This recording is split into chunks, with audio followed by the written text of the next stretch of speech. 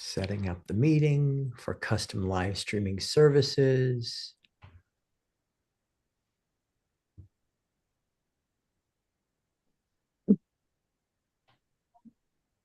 Hello, hello, hello. It is indeed New Thought Tuesdays. I'm Dean Regan, and on behalf of my spiritual partner, Rich Smith, I welcome you to today's New Thought Tuesday. Oh my God. You've been calling and I have not been picking up. That's what we're talking about today. So, is spirit calling you and you're just not picking up? Like, are there all kinds of things going on out in the world that are coming to you and you're just ignoring them? Are there all kinds of experiences inside yourself that are vibrating and generating and gurgling and you're just not paying any attention? Or is there nothing coming your way? Today we're talking about that sense of, if you have faith that there is a God out here, in here, how does this godness, what I call this goodness, communicate with you? How does it do it? How can you get messages? How can you tell what God wants from you? So today, I'm going to be talking about here in New Thought Tuesdays how spirit communicates.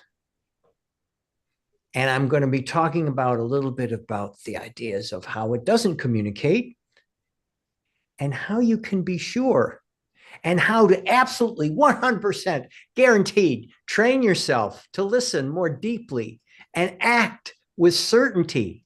Okay. That's what we're up to today. That is what we're up to today. So a bunch of years ago, and I love this story because it connects up with my religious experience and my faith as well. A bunch of years ago, I was in the midst of hell on earth. Oh, I was part of a project that had so much drama in it, so much concern, consternation, gnashing of teeth. I could hardly believe it. And as this is decades ago, as the situation came to a head, I made a decision. And that decision was enough. I had had enough. And it was a very quiet decision. It wasn't filled with the drama, but this was going to be ending quite an important project. This was not only going to be ending it for me, it was going to be ending it for everyone else in this incarnation of the project. But there was this, you hear about that still small voice. Well, I think, and some say the still sacred voice. Thank you for that, Eugene. There was this voice that was just so quiet. And it just said, it didn't say anything. It felt enough. Tried enough, did enough, tried it again, did it enough. And so I began to make some decisions that were going to bring this project to a close. And it turned out to be quite an excellent choice on my part for me. And when I talk about gnashing of teeth, there was all kinds of gnashing of teeth that this guy was doing, as well as the folks I was working with. But then after, just on the time when that whole project was coming to a close, somebody said, hey, you ought to go to Agape. I think you'd really enjoy it. Now, I'm not sure if they were just saying, gosh, you need it, or you seem to be somebody that would appreciate it. But I was like, okay, great. What is Agape? And for those of you who don't know, Dr. Michael Beckwith started a church with a number of dear friends of his decades ago, which is now called Agape. And that's great. Well, but then I noticed someone else brought it up. No, the second one was not someone else. It was some information came to me from Agape. completely different source. And then a few weeks later, we had I had another experience where, oh gosh, and it was Elena DeSantos who said this. God bless you. I hope you're well, Elena. She said, you ought to consider going to Agape. And I went to Agape, and I will tell you, my spiritual path completely changed after that series of one, enough, then three coincidences where people were saying, perhaps you should consider. And that's my story about how I first became really in alignment with the idea of how does God or spirit or infinite wisdom talk to us? Well, and I can't say talk to us. I'm going to say talk to me, because each one of us comes up with our own way of hearing, actually or intuitively, what that guidance is. Each one of us. So we're going to talk today. I'm going to talk today about some of the things you can look for, but it's really up to you. And the first thing of the whole thing is that you want to listen, that you want to listen to an awareness that is in your highest and best good, that has an intention of love, an intention of goodness, an intention of, listen to this word, delight. When I've found an awareness such as that, it has opened up my awareness to my own higher power as it expresses in Dean Regan's expression of faith. And I've come to the understanding that Spirit was guiding me all along, and Spirit continues to guide me. I just was not listening. It seemed like external forces to me were guiding me, but indeed it was a vibrational match that's what I see as the God talking. That's that sense of a vibrational match. It's sometimes people talk about it being a whisper. I have clients who talk about, just had a client this morning talking about that whisper. I got this whisper, and it said to me, and when the client began to speak about what that whisper was, in their sense of expressing it, it was at very least neutral, and often moves onto that form of delight, maybe even excitement, that sense of a whisper, a certain realization, a knowing that brings a sense of a direction, a choice. And you'll notice how I'm kind of quieting myself down as I talk about this, is in the honor of that Spirit speaking to each one of us, that honor of Spirit speaking in everything. Now, I talked about the external signs there because sometimes there are external signs. What's your vibration bringing to you? I had three people, and it's happened in other ways, but that particular story I told you about, I had three people come to me in a series of, I think it was like 4 weeks, 5 weeks, saying, you ought to go to Agape. And it wasn't, have you heard about Agape? But it was something where my awareness was, oh, okay. And then I chose to go. Those external kind of, people call them coincidences. There are no coincidences in God. I am so firmly convinced of that and committed to that. There may be synchronicities, there may be vibrational matches that are going on, but there are no coincidences. It's just, when it's goodness, it's godness. So that's the kind of thing that I begin to pay attention to. And I talk to, and Rich and I both talk to our individual clients about being aware. As I said earlier, having a God, a higher power that you can listen to, being committed to listening, being aware to that power, and then finding the evidence. And as you find the evidence, you will begin to collect more evidence. There are other ways, for instance, inspiration. Things can come to you from that inspiration, that what some people like to call this spiritual download. Something comes to you and it's like, whoa, yes, yes. I don't know where that came from, but it's in alignment of what I'm looking to experience and express. And it's that kind of inspired thought, that kind of creative download, which whether you're in the creative arts or you're in some other arts of any kind, of some other life of any kind, we all create. We are all creative. And so it's through those kind of creative awarenesses that we can be just that, aware, those inspired thoughts, those creative downloads. Ernest Holmes, who is the man that wrote The Science of Mind, and this is the basis for Centers for Spiritual Living or Religious Science. He called this kind of these ideas the mind of God.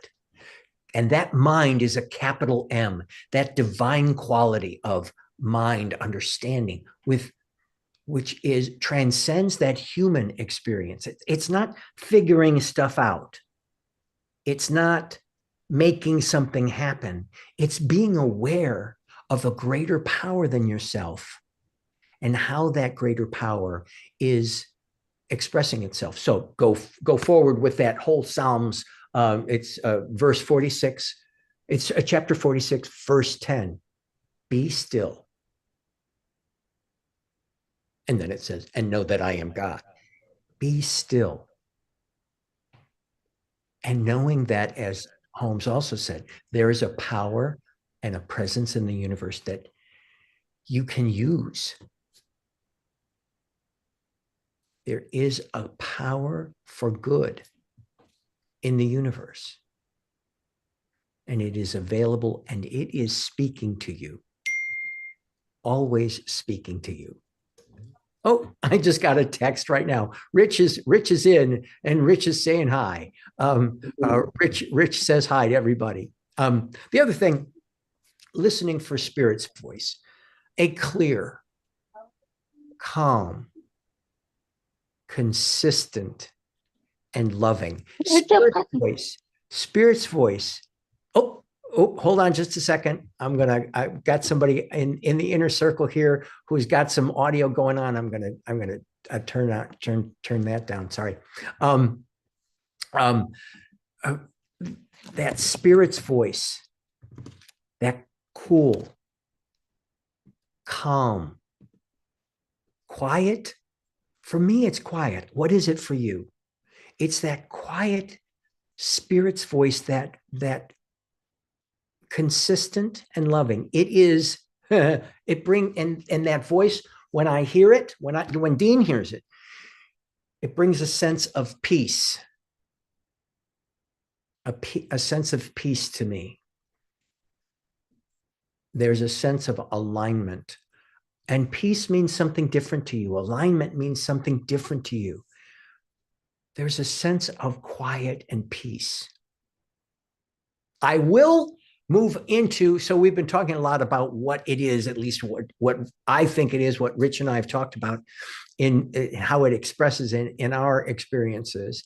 The key thing is to be open and to experience how it expresses through you. And one way to tell that it is not God's voice speaking is, at least if it's in my case, there's a gotta get it done, gotta do it right, gotta do it now, gotta figure it out, there's a in order for my life to be whole, perfect, and complete, I have to accomplish. If it's gonna happen, it's gotta be this way. When there's a sense of fear, doubt, or worry, when there's a sense of blame, shame, or regret in that message, it's not your highest and best speaking to you. It may be your highest and best pointing out an area of deeper work, a deeper awareness to identify that which you're fearful of, which you blame, you shame, you regret. Ego is the easiest way for me to tell that it's not God speaking to me. There are other, and as I see it expressed in other people, when I see it expressed, at least here, this is God's voice expressing as me, and there's fear, doubt, and worry in that voice. There's blame, shame, and regret in that voice, and I am taking it in. I recognize, okay, this is not the direction for Dean Regan to go in. My experience of blame, shame, and regret, fear, doubt, and worry, or someone else's experience coming at me with something that they are requesting that I think, do, or say. And if I love this, because when Rich and I were doing some research on this, it was like, if the what ifs are coming in, if you're filled with what ifs, then there's what ifs are generally based in fear. What if I had, now, if it's a what if that says, opens up the idea of possibility, if a what if has got possibility, like, what if we did, yes. But if it's a what if this is, what if that, what if there's fear involved in the what if, it's not God speaking. Again, and I like the term litmus test.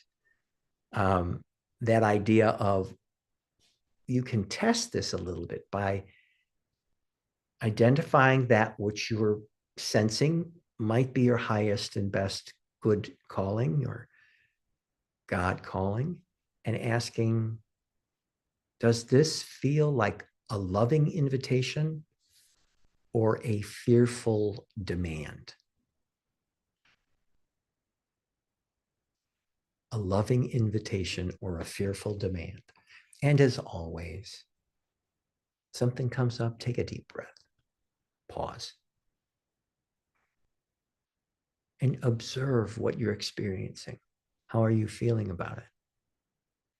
Because if there is hyped up energy, then it's just not God's voice. It may be a perfectly great place for you to go in. It's the place your human ego is bringing you. You may get some wonderful experiences about it. Doesn't mean that it's bad and wrong. It just means if you're looking for your faith and to listen to God's voice, it is not infused with ego and accomplishment. So, well, it is. Thank you for being here. Thank you for being here on yet another New Thought Tuesday. Thank you for staying here while it was just Dean. Pleasure to be here. If you want to know more about New Thought Tuesdays, you can go to newthoughttuesdays.com and learn more about becoming a member of our Inner Circle, which is a membership program. We take these ideas, and we're about to go into the Inner Circle right now. We go into the Inner Circle and we talk about them. We share confidentially. The insights in the Inner Circle, I would love to say Rich and I are just so filled with insight. Well, we are, but it's really the collective connective that we have in the Inner Circle that brings things that just constantly feel like God's voice speaking to me. So we're going to go into the Inner Circle. I'm looking forward to it. Thank you for being here, and we will see you